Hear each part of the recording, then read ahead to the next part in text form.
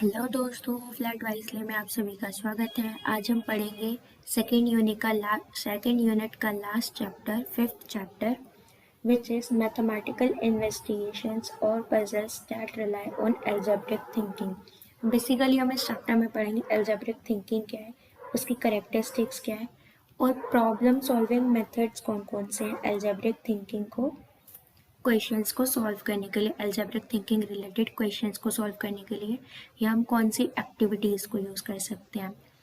So start करने से पहले प्लीज़ वीडियो को लाइक करना, सब्सक्राइब करना, शेयर करना एंड अगर वीडियो पसंद आए तो नीचे दिए गए बेल आइकन को भी प्रेस करना। Let's start. पहले हमसे पूछा गया है what is algebraic thinking. Discuss various types of problems that are solved by applying algebraic thinking। ये क्वेश्चन आपका 10 मार्क्स में आया हुआ है एग्जाम में, इसलिए मैंने इसको बुकिश फॉर्म में, मतलब जैसे आप आंसर को लिखोगे उस फॉर्म में मैं आपको समझा रही हूँ, साथ में मैं चैप्टर भी कवर अप कर रही हूँ। So let's start. Algebraic thinking क्या होता है? यूजिंग वेरिएबल्स एंड कॉन्स्टेंट्स और using generalised formula for solving problems refers to algebraic thinking. Algebraic thinking refer करती है वो जब हम वेरिएबल्स और कॉन्स्टेंट्स को यूज़ करते हैं या उन्हें कोई भी जनरलाइज्ड फार्मूला के अंदर यूज़ करते हैं प्रॉब्लम्स को सॉल्व करने के लिए, उसे हम एल्जेब्रिक थिंकिंग कहते हैं। अब प्रॉब्लम्स कौन कौन से सॉल्व कर सकते हैं हम एल्जेब्रिक थिंकिंग को अप्लाई करने के लिए, तो उसके भी टाइप्स हैं। तो हमारा फर्स्ट टाइप है सिंप्लीफाइंग एक्सप्रेशंस, एक्सप्रेशंस को सिंप्लीफाई करना। तो यहाँ पे हमें एक क्वेश्चन दिया हुआ है एग्जाम्पल में, if x is equals to 7 then what is the value of 8x plus 9x minus 10। अब हमें x इज इक्वल्स टू 7 दिया हुआ है तो हम x की जगह पे 7 वैल्यू को पुट कर देंगे। तो 8 इन x plus 9x minus 10, 8 into 7 plus 9 into 7 minus 10, तो 8 7 ज़ा 56, 9 7 ज़ा 63, माइनस 10 आपका ऐसे ही आ जाएगा। अब पहले हम बोर्ड मार्क्स के अकॉर्डिंग पहले क्या होता है एडिशन, देन सब्ट्रैक्शन, देन पहले हम ऐड करेंगे 56 plus 63 is equals to 119, then minus 10, तो हमारा आंसर आ गया 109। ये तो सिंप्लीफाई करना है एक्सप्रेशंस को कि आपको वैल्यू गिवन होगी, बस आपको पुट करके सॉल्व आउट करना है। नेक्स्ट हमारा जो टाइप है वो है word problems converted to expressions. वो वर्ड प्रॉब्लम्स जो कि कन्वर्ट करनी है एक्सप्रेशंस में। तो यहाँ पे हमें प्रॉब्लम एक उसमें दी होती है पैराग्राफ फॉर्म में या सेंटेंसेस के फॉर्म में, तो हमें पहले उसको एक्सप्रेशन बनाना होता है, देन सॉल्व करना होता है। तो यहाँ पे एग्जांपल दिया गया है, मतलब हमें ही एग्जांपल देना है पेपर में, बट सब समझाने के लिए मैं बता रही हूँ कि कैसी वर्ड प्रॉब्लम है। A students box contain 5 pens and P markers. एक स्टूडेंट के बॉक्स में 5 पेन है और पी मार्कर्स है। हमें नंबर ऑफ मार्कर्स नहीं पता कितने हैं, वो पी मार्कर्स है। Mukesh repacks the content of 12 boxes equally into 5 big boxes। अब जो मुकेश है उसने क्या किया कि उसने ना वो सारे पेन्स को और मार्कर्स को इकट्ठा करके 12 बॉक्सेस में डाल दिया, जो कि इक्वल है 5 बड़े बॉक्सेस के। मतलब उसने 12 छोटे बॉक्स में डाल दिया जो कि 5 बड़े बॉक्स के इक्वल है। तो हमारा क्वेश्चन पुट अप होता है how many pens and markers does he have in all, कि कितने पेन और मार्कर है सभी बॉक्सेस के अंदर। और नेक्स्ट हमें क्वेश्चन पूछा गया है कि अगर P की वैल्यू 12 होती, मान लो मार्कर्स अगर 12 है, तो टोटल नंबर ऑफ पेन्स और मार्कर्स कितने होंगे।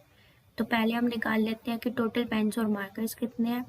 तो हमें क्या दिया है, एक बॉक्स में 5 पेन्स और P मार्कर्स हैं और 12 बॉक्स के अंदर अब हमने इसको इक्वली डिवाइड किया है, तो यानी कि 5 इंटू 12 इंटू P इंटू 12, क्योंकि दोनों में रखे तो दोनों ही है ना, और टोटल हमारे पास 12 है, तो 12 5 ज़ा 60 और यहाँ पे हमारे पास आ गया 12 पी मार्कर्स।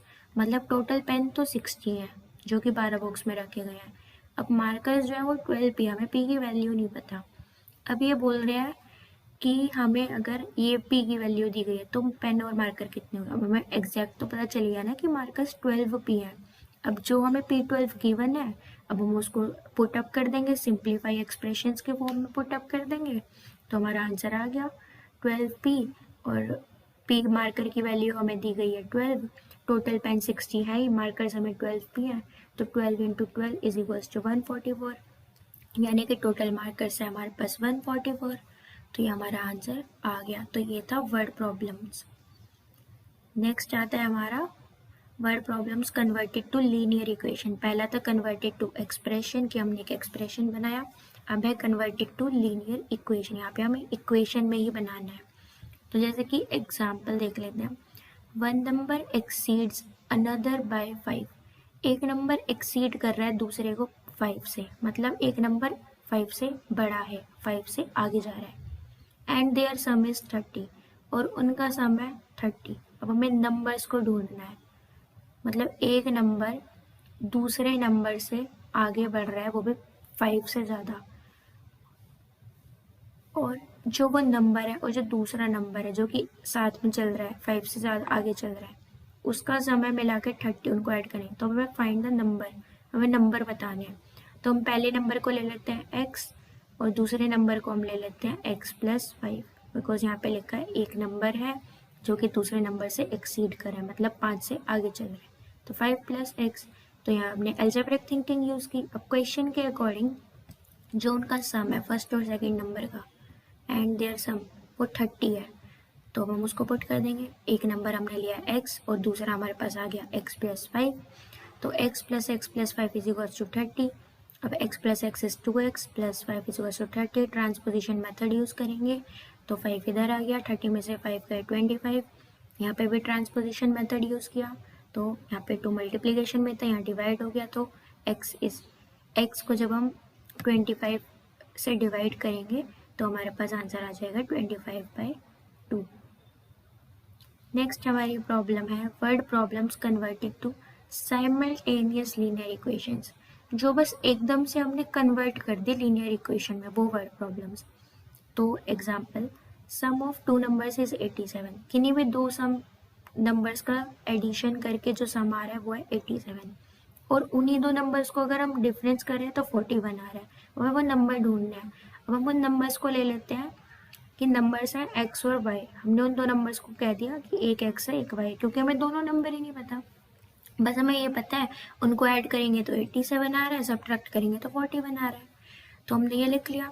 अब हम इसको सॉल्व करेंगे कि x प्लस वाई अगर 87 है और x माइनस वाई अगर 87 है, तो हम इसको y, मतलब इनको हम ना साइमल्टेनियसली सॉल्व कर देंगे। अब हम इसको ऐसे ही बस हमने इसको अपोजिट ऊपर नीचे करके लिख दिया। अब हम इनको ऐड करके देख रहे हैं, तो हमने इसको सॉल्व करके देखा तो y से y कट गया, तो यानी कि, और इन दोनों को हमने ऐड कर दिया। 87 और 41 को ऐड करके आया 121, x और x को ऐड करके आया 2x। अब हम x के 2 को इधर ले जाएंगे तो x is equals to 128/2। It means x की वैल्यू हो गई 64। और अब जो हमारे ये सिचुएशंस थी, तो अब हम इसमें पुट अप कर देंगे, या तो x प्लस वाई में पुट अप कर दो, x माइनस वाई में पुट अप कर दो, आपकी y की वैल्यू निकल जाएगी। तो x अगर हमारा 64 आ गया तो y x plus y is equals to 87, तो हमने y की वैल्यू निकालने के लिए 87 ट्रांसपोज किया 64 को, तो y की वैल्यू आ गई 23। तो यहाँ से हमारी वैल्यूज़ निकल गई, जब हमने साइमल्टेनियसली ऐसे ही, मतलब उसको ऐसे ही देखते हुए बस हमने प्लस माइनस करते हुए सोल्व आउट कर लिया किसी भी वर्ड प्रॉब्लम को। नेक्स्ट हमारा एग्जाम्पल है pattern related problems. Pattern related problems कौन सी होती हैं? तो पैटर्न रिलेटेड प्रॉब्लम्स में हमें एक पैटर्न दिया होता है जिसे कि हम ऑब्जर्व करते हैं और जनरलाइज करते हैं, एक फॉर्मूला बनाते हैं वेरिएबल्स को यूज़ करके। तो जैसे कि हमें फर्स्ट प्लेस पे 1 स्क्वायर दिया है, दूसरे पे 2 स्क्वायर, तीसरे पे 3 स्क्वायर, फोर्थ पे 4 स्क्वायर, तो ऐसे पैटर्न बढ़ता जा रहा है कि नंबर ऑफ स्क्वायर्स बढ़ते जा रहे हैं। तो अब हमें बताना है कि 7 स्क्वायर्स कब आएंगे और 15 स्क्वायर्स कब आएंगे। तो अब हम पहले तो ये पैटर्न बनाएंगे कि एक स्क्वायर में कितने स्टिक्स यूज़ हो रही हैं, 4, दूसरे में 7, तीन में 10, 4 में 13। तो हमने एक फॉर्मूला यूज़ करेंगे, हम जनरलाइज कर रहे हैं, हम ऑब्जर्व करके पैटर्न को कि ऐसा कैसे हो रहा है, ये कौन सा पैटर्न चल रहा है। तो हमारे यहाँ पे पैटर्न चल रहा है 3 × n+1 का, क्योंकि 3 जो भी, और n होगा हमारा नंबर ऑफ प्लेस, क्योंकि 3 × 1 + 1 4, 3 × 2 + 1 6 + 1 7, 3 × 3 + 1 9 + 1 10, 3 × 4 + 1 3 4 से 12 + 1 13। तो हमारा फॉर्मूला डेवलप हो गया। अब यानी कि जो ये नंबर ऑफ प्लेस, अब 7 स्क्वायर्स बनाने तो 3 × 7 + 1 22 स्टिक्स यूज़ होंगी। 15 स्क्वायर्स बनाने के लिए 3 × 15 + 1 46 स्टिक्स यूज़ होंगी। तो ये हमारा पैटर्न रिलेटेड प्रॉब्लम थी। नेक्स्ट हमारा आता है ज्योमेट्रिकल कंसेप्ट से रिलेटेड प्रॉब्लम कि ज्योमेट्री के कंसेप्ट से रिलेटेड प्रॉब्लम्स को हम कैसे सॉल्व करेंगे अलजेब्रिक थिंकिंग के थ्रू। तो यहाँ पे हम एग्जांपल ले लेते हैं कि 4 एंगल्स हैं क्वाड्रिलेटरल के जो कि रेशो में दिए हुए हैं 1 2 3 4 के रेशो में। अब हमें हर एंगल का मेजर निकालना है, तो हम चारों एंगल को ले लेंगे 1x 2x 3x 4x। अब हमें ये प्रॉपर्टी पता है कि sum of all angles of a quadrilateral is 360 degree. तो हम इसको सॉल्व कर लेंगे। तो 10 अभी इनको जब हमने ऐड किया सारे सभी एक्सेस को, तो हमारा यह 10x = 360 डिग्री, तो x = 36 डिग्री। अब हम इनको पुट अप कर देंगे रेशो के अकॉर्डिंग, तो हमारी वैल्यूज आ गई 36 degree, 72 degree, 108 degree, 144 degree, multiply करके इनके रेशियोज के साथ जो हमारा x की वैल्यू आई थी उसके साथ। ऐसे हम यहाँ पे एंगल्सम प्रॉपर्टी को ले सकते हैं कि 1x 2x 3x ले लो, वो रेशो में 1 2 3 के। तो ऐसे अगर एग्जाम में आ जाता है कि आपको अलजेब्रिक थिंकिंग की प्रॉब्लम से रिलेटेड, तो आप ये एक तो सिंप्लीफाइंग एक्सप्रेशन यूज़ कर सकते हो, ज्योमेट्रिकल कॉन्सेप्ट बहुत ईजी है, पैटर्न ईजी है, पजल्स ईजी है, तो या फिर आप जो हमने ऊपर वर्ड प्रॉब्लम्स किए ये भी ईजी, आप कुछ भी लिख सकते हो, लेकिन इट डिपेंड्स कि आपका क्वेश्चन कितने मार्क्स में आया है। नेक्स्ट है puzzles based on algebraic thinking. Puzzles based जो होती है अलजेब्रिक थिंकिंग के ऊपर, तो हम एक पजल ले लेते हैं कि ना यहाँ पे डॉग है, डॉग अगर हम 3 डॉग्स को ऐड कर रहे हैं तो 9 आ रहा है, एक कैट और रैट को ऐड कर रहे हैं तो 28 आ रहा है। अब अगर हम कैट और रैट को माइनस कर रहे हैं तो हमारा 8 आ रहा है। तो अगर हम डॉग कैट और रैट को ऐड करेंगे तो क्या आएगा, तो हम ले लेते हैं कि डॉग को हम ले लेते हैं x और रैट को हम ले लेते हैं y, और तुम कैट को भी कुछ भी ले सकते हो, तुम्हारी मर्जी है। तो हमने क्या किया, हम पहले डॉग को सिंप्लीफाई कर लेते हैं, x + x = 9, तो 3x = 9, x की वैल्यू आ गई 3, ट्रांसपोज किया हमने यहाँ पे, डिवाइड कर दिया, यहाँ मल्टीप्लीकेशन में था, ये हमारी बन गई फर्स्ट इक्वेशन। x की वैल्यू आ गई हमारी 3, मतलब डॉग की वैल्यू है 3, क्योंकि डॉग हमने लिया था x। अब हमें निकालना है कैट और रैट का। अब हमें पता है कि रैट हमने y लिया है, कैट और अगर हम कैट को रैट को ऐड करें तो 28 आ रहा है, इट मीन्स कैट + y = 28। तो अब हम कैट की वैल्यू कर देंगे 28 - y कर देंगे, तो यहाँ पे हमारी सेकेंड इक्वेशन बन गई। अभी ये हमें कह रहा है कि कैट और रैट को माइनस करते हैं तो 8 आ रहा है।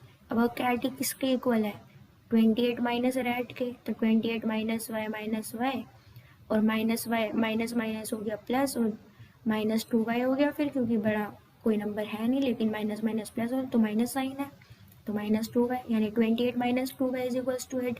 अब ट्रांसपोज किया 28 को, तो यहाँ पे आके नेगेटिव हो गया, देन -2y = इन दोनों को जब माइनस किया -18, माइनस से माइनस कटा, इसको अब जब हम डिवाइड करेंगे तो 2 9 18, तो यानी कि हमारा रैट 9 के इक्वल है। अब ये जो हमने कैट की वैल्यू निकाली थी, तो वहाँ पे अब हम जो 28 माइनस रैट था वहाँ पे रैट की वैल्यू आ गई, तो 28 माइनस रैट यानी 28 - 9, तो यहाँ पे कैट की वैल्यू भी आ गई 19। तो ये थी पजल्स रिलेटेड क्वेश्चंस।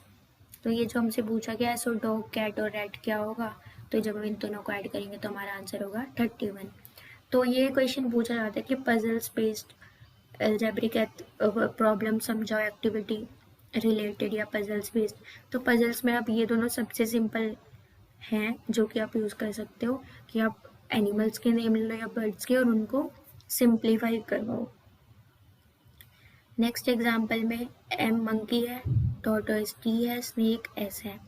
तो हमने ले लिया m + m 8 है, 2 टॉर्टोइज + m 14 है, 1 टॉर्टोइज + स्नेक 11 है। तो हम क्या करेंगे, हम कर लेंगे लेट m भी x कर लेते हैं, तो x + x हो गया 8, और यानी कि 2x = 8 हो गया, फिर x की वैल्यू आ गई 4, क्योंकि 8 को 2 से डिवाइड कर दिया, तो m की वैल्यू आ गई 4। अब 2 टॉर्टोइज हैं, तो जब 2 टॉर्टोइज हैं तो हम यहाँ पे कर देंगे, ये मैंने गलत कर दिया, यहाँ पे मैंने गलती से m की वैल्यू 8 ही ले ली, यहाँ पे 4 आएगा। तो हम यहाँ पे क्या करेंगे, 2t + 4 = 14। अब 14 में से 4 गए बचेगा 10, तो और t यहाँ पे है, तो इट मीन्स t = 10/2, तो यहाँ पे हमारी टी की वैल्यू होगी 5, यानी टॉर्टोइज आ गया 5, और यहाँ पे 5 plus snake is equals to 11 कर देंगे, तो S is equals to 11 minus 5 क्या होगा, 1 2 3 4 5, 11 माइनस 5 हो जाएगा 6, जब 11 में से यानी कि स्नेक की वैल्यू आ गई हमारे पास 6, तो हमारा ये पजल सॉल्व हो गया। इस पर ध्यान मत देना, जो मैंने समझाया उस पर ध्यान देना, क्योंकि वो मैंने कैलकुलेशन मिस्टेक कर दी है। नेक्स्ट है कि how puzzles are useful to develop algebraic thinking. ये क्वेश्चन पूछा जाता है कि पजल्स कैसे यूजफुल है एल्जेब्रिक थिंकिंग को डेवलप करने के लिए बच्चों के लिए। Students are able to relate puzzles with daily life. Students able होते हैं कि वो पजल्स को डेली लाइफ से रिलेट कर पाए। It helps the student to learn the concept and use of constants and variables to solve the problem. Puzzles help करती है बच्चों को कि वो कॉन्सेप्ट को अच्छे से सीखें और उनका यूज़ कर सके कॉन्स्टेंट और वेरिएबल्स का प्रॉब्लम को सॉल्व करने के लिए। Student memorable power boost up. Students की जो मेमोरी पावर होती है बहुत बढ़ने लगती है। Students learn to speak truth and to be honest by generalising the patterns. Student सच बोलना सीख जाते हैं, उनमें यह मॉरल वैल्यूज डेवलप हो जाती हैं कि वो सच बोले, ऑनेस्ट रहे हमेशा, क्योंकि वो पैटर्न्स में देखते हैं कि जो एक चीज़ एक के लिए ट्रू है वो सभी के लिए ट्रू होती जा रही है। तो यहाँ पे वो जनरलाइजेशन से सीखते हैं सच बोलना और ऑनेस्ट रहना। Students are able to interpret information with the given pattern or representation to solve problems. Students able हो जाते हैं कि वो इंटरप्रेट कर पाए कि जो इंफॉर्मेशन दी हुई है पैटर्न में तो उसके अकॉर्डिंग कौन सा फॉर्मूला होगा, या वो प्रेजेंट कर पाते हैं, वो सोच लेते हैं कि इसमें कहाँ दिक्कत आ रही है या कैसे ये सॉल्व होगी प्रॉब्लम। वो सारे मेथड्स देख लेते हैं, क्वेश्चन को पढ़ते ही इंटरप्रेट कर पाते, समझ जाते हैं। It helps the child to use problem solving strategies. Algebraic thinking help करती है बच्चों को कि वो प्रॉब्लम सॉल्विंग स्ट्रैटेजीज का यूज़ कर पाए। It helps students to use previous knowledge and to form algebraic expressions और equations to solve the questions. Algebraic thinking help करती है बच्चों को कि वो अपनी प्रीवियस नॉलेज का यूज़ करें जो उन्होंने पहले पढ़ी हुई है, और फिर वो एल्जेब्रिक एक्सप्रेशंस को फॉर्म कर सके या इक्वेशंस को बना सके क्वेश्चंस को सॉल्व करने के लिए। ये चैप्टर यहाँ पे ख़त्म हो गया है, last chapter of second unit, लेकिन इस चैप्टर से एक और क्वेश्चन आ जाता है घुमा फिरा के, एंड वो है relationship of arithmetic and algebra. कि अरिथमेटिक और एल्जेब्रा की रिलेशनशिप क्या है, इन दोनों में रिलेशन क्या है। ये हमारी बुक में नहीं दिया गया, आपको खुद से लिखना है। ये आपका खुद से सोचने वाला क्वेश्चन था कि अरिथमेटिक और एल्जेब्रा आपस में कैसे रिलेशन में है। तो यहाँ पे ये मैंने लिख दिया है बिकॉज ये पेपर में आया हुआ है, तो इसलिए मैंने लिख दिया। Let's see, algebraic constants and variables are used to represent properties of numbers in arithmetic। जो algebraic constant और variables होते हैं, जो algebra के constant और variables होते हैं, वो यूज़ किए जाते हैं प्रॉपर नंबर्स की प्रॉपर्टीज़ को यूज़ करने के लिए अरिथमेटिक में, मैथ्स में, मतलब न्यूमरल फॉर्म में। The algebra thinking concepts are used to find out the solution of a problem with arithmetic numbers। और जो algebra है, algebraic thinking का concepts को हम यूज़ करते हैं कि हम solution निकाल पाए किसी भी problem का arithmetic numbers को यूज़ करते हुए। मतलब यहाँ पे हम constant variable यूज़ कर रहे हैं numbers की properties को दिखाने के लिए, और arithmetic numbers को हम यूज़ कर रहे हैं algebra की questions को solve करने के लिए। तो ये एक दूसरे पे एक तरह से डायरेक्टली डिपेंड है या वाइस वर्सा है कि ये दोनों एक दूसरे पे डिपेंड हैं ही है। तो एग्जांपल देख लिया, जैसे कॉम्यूटेटिव प्रॉपर्टी एडिशन की है जहाँ पे कि ए और बी नंबर्स नेचुरल है, तो A plus B is equals to B plus A होगा। ये हमारा अलजेब्रिक कॉन्सेप्ट है। अब अगर हम इसको अरिथमेटिक में लिखेंगे तो 5 + 2 इज इक्वल्स टू 2 + 5, दोनों 7 इज इक्वल्स टू 7 होगा। तो ये हमने रिलेशनशिप बताई है एग्जाम्पल के थ्रू। नेक्स्ट एग्जाम्पल ले लो, 5 10 15 20 25, ये अरिथमेटिक पैटर्न है। इसी को अगर अलजेब्रिक फॉर्म में लिखना है तो 5p where p is equals to place of a number, तो ये अलजेब्रिक कॉन्सेप्ट हो गया। सो ये दोनों आपस में डिपेंड है एक दूसरे के ऊपर। ये क्वेश्चन आपका 5 मार्क्स में आता है, सो आप इसको समझ सकते हैं। बाकी अगर आपको वीडियो अच्छी लगी हो तो लाइक करो, सब्सक्राइब करो, शेयर करो। Thank you for watching it, bye bye.